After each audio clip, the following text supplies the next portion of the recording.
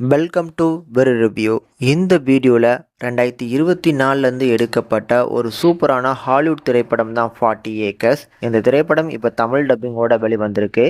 எப்படி இருக்குது அப்படிங்கிறத இந்த ரிவ்யூவில் பார்த்துடலாம்.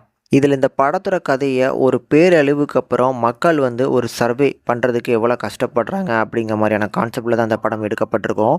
அப்படி இப்போ கரண்டில் பார்த்திங்கன்னா அந்த ஃபுட் செயின்ஸ் பயங்கரமாக கொலாப்ஸ் ஆகிருக்கு. அதனால் மக்கள் ஒவ்வொருத்தரும் இந்த ஃபார்மிங் லேண்டை தான் பார்த்திங்கன்னா டார்கெட் பண்ணுறாங்க. அதாவது செழிப்போடு இருக்கக்கூடிய விவசாய நிலங்கள் வச்சுருப்பாங்க பார்த்தீங்களா, இந்த மாதிரியான குடும்பங்களை டார்கெட் பண்ணி அவங்கக்கிட்ட இருந்ததுன்னா அடித்து பிடுங்கி சாப்பாடை சாப்பிட்றதுக்காகவே சில குரூப் சுற்றிட்டு இருக்காங்க. இதில் சில பேர் பார்த்திங்கன்னா மனிதர்களே கொலை பண்ணி அவங்களே சாப்பிடக்கூடிய குரூப்ஸும் இருக்கிறாங்க.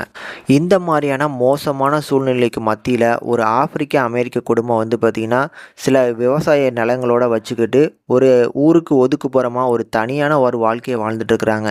இந்த குடும்பத்தை ஓப்பனிங் சீன்லேயே ஒருத்தர் குரூப் பார்த்திங்கன்னா டார்கெட் பண்ணுறாங்க. அவங்கள இவங்க எப்படி எதிர்கொள்கிறாங்க அப்படிங்கிற சீனே வேறு லெவலில் இருக்கும்.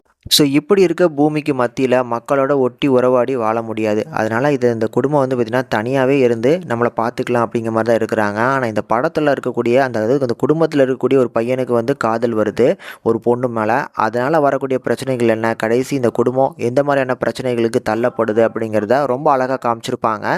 எனக்கு இந்த படத்தோட ஸ்டார்டிங் சீன் சூப்பராக இருந்துச்சுங்க. அதுக்கப்புறம் கொஞ்சம் உட்காந்துடுறாங்க.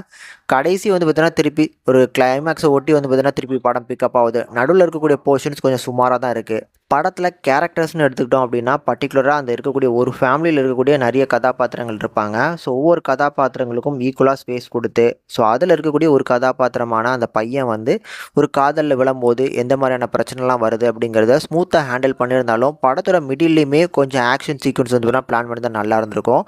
ஓப்பனிங் சீனில் வரக்கூடியதான், அதாவது மிரட்டி விடுவாங்க, அதுக்கப்புறம் கிளைமேக்ஸில் தான் பிக்கப் ஆகுதுங்கிறதுனால நடுவில் படம் உட்காரதுனால கொஞ்சம் போர் அடிக்குதுங்க.